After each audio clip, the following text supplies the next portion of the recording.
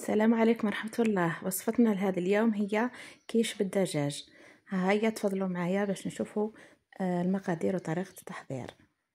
مقادير الوصفة تاعنا لهذا اليوم هي: عندنا 2 كيسان فرينة، حجم الكاس 220 ملي، عندنا 2 كيسان ممسوحين، عندنا 125 غرام مارغرين، عندنا بيضة أو صفار بيضة، عندنا كمية من الماء باش نكملوا العجينة، وعندنا شوية ملح. نروحوا لطريقة التحضير. نديرو 2 كيسان فرينة. بسم الله.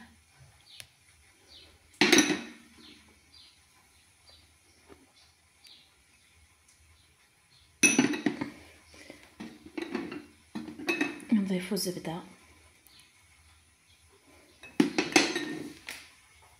نزيدو كمية تاع الملح، قسم الملح وكلابات. نحاولوا نبسوا الفرينة.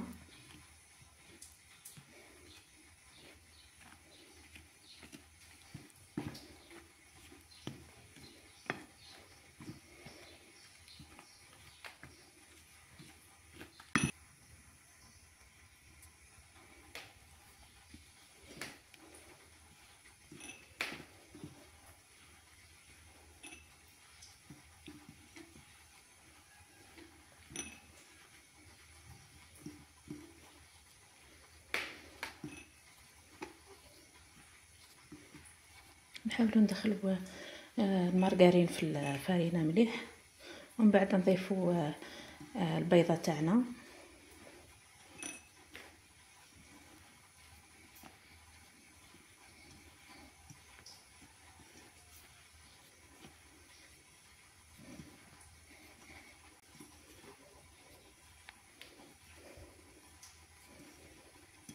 بهذا الشكل.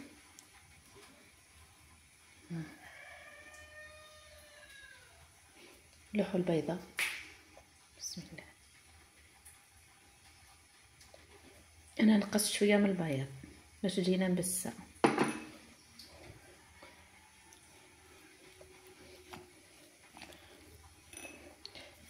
البيضه هذه اكيد ما راح تلم كامل العجين.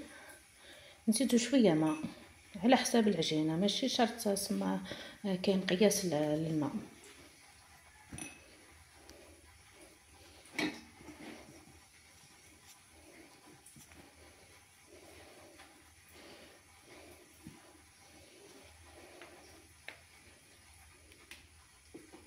لا، انا عندي هذا فنجان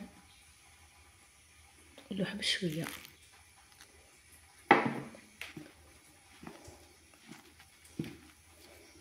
نلوح بشويه وما نعجنش، نلم برك باش تقعد لنا لاباط مبسه. خير ما تتعلك، لكان تعلكت راهي تعود ماشي كي تعود تاكلوا فيها ما تعودش مقرمشه. انا نلم العجينه تاعي ونولي عندكم. هاي العجينه تاعي لميتها برك ما عجنتهاش، نخليوها تركح لمده 10 دقائق ونوليو مع بعض باش نحلوها ونديروها نص ونروحوا لطريقه الحشو باذن الله. ها هي لاباط حليتها تاع بسمك، ما هي رقيقه طول بزاف ما هي خشينه. هذا كاين المول اللي راح نديرو فيها، نلوحها في المول ونثقبها ونحطها طيب نص طياب برك، ومن بعد كي نلوحو فيها الحشو ونزيدو نطيبوها كامل. نعدلوها.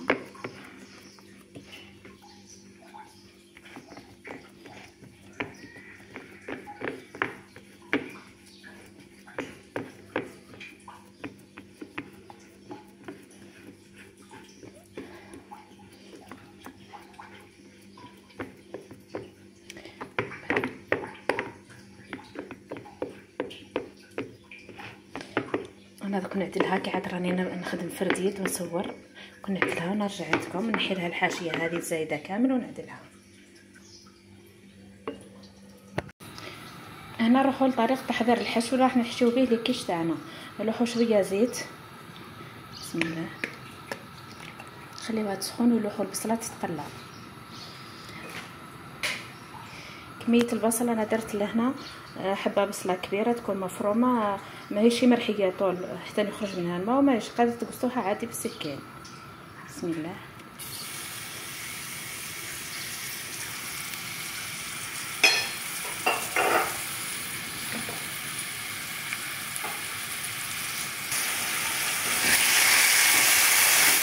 ونبدلو البصل شويه.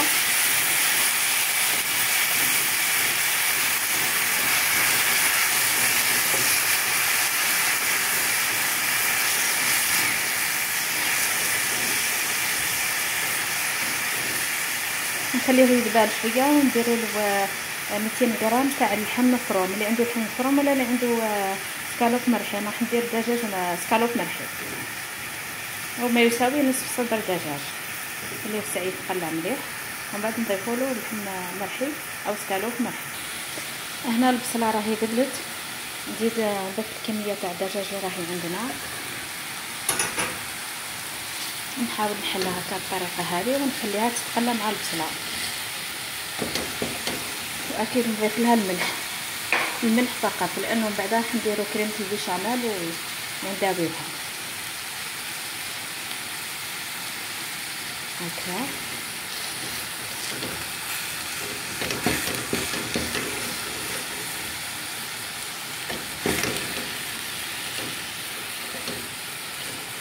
نخليه يتقلى شويه ونرجع نخلي الدجاج تاعي يطيب، نقفل عليه ونخليه يطيب ومن بعد نرجع. ها هو شكل العجين تاعنا بعد ما طاب.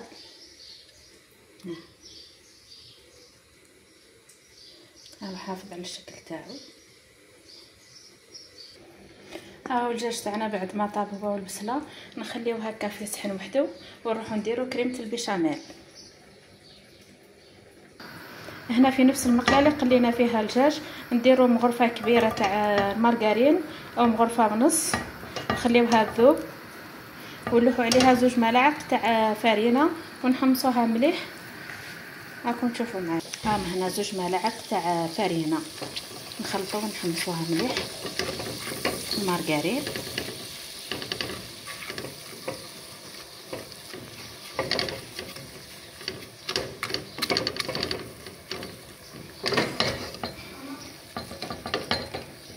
عفوا هنا نزيدوا لها نصف لتر تاع حليب او ما يعادل 2 كيسان.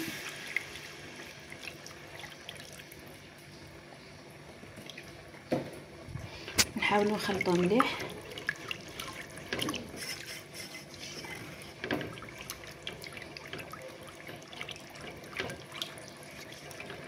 نجيب فوي ونخلط. هنا نضيفوا لها شويه ملح وفلفل الكحل ونخلطوا. نخلطوا حتى تعقد. انا نخلط هكا تعقد، انا نرجع عندكم نكملوا الطريقه مع بعض. ها هي البيشاميل تاعنا كملناها، ها هي كفا عقدت. دركا نلوحو هذاك الحشو تاعنا نفرغوه هنا في المقله ونضيف له فرماج ابيض ونرجع. هنا بعد ما ضفت الحشو زدت 3 مثلثات تاع فرماج ابيض ولا جبن والي ديروا 2 ملاعق كبار. نخلطوا الحشو تاعنا ونضيفوه فوق العجينه هذيك. هذوك نخلطوا. ها هي لاكيش تاعنا بعد ما لحت فيها هذاك الحشو وزدت درت لها شويه فرماج رابي من الفوق. دركا نلوحها طيب شويه من التحت لانه العجينه راهي طايبه محسوب 90%، ونزيدو نحمروها من الفوق راهي تسوي تحمر من الفوق ونحيوها وشاهيه طيبه. نتلاقاو في صحن تقديم. ها هو الكيش تاعنا بعد ما طاب.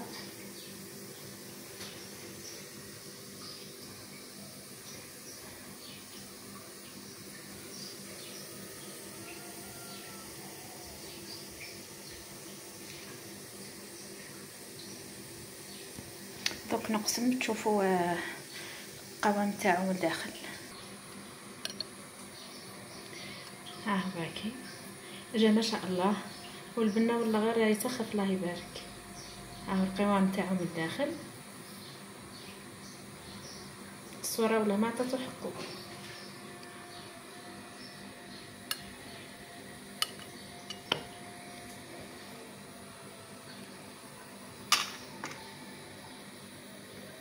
وشهية طيبة. نتمنى تجربوه وتردوا لي في التعليقات اذا كان عجبتكم الطريقه ولا لا. وماذا بكم تبعتوا لي التطبيقات نتاعكم.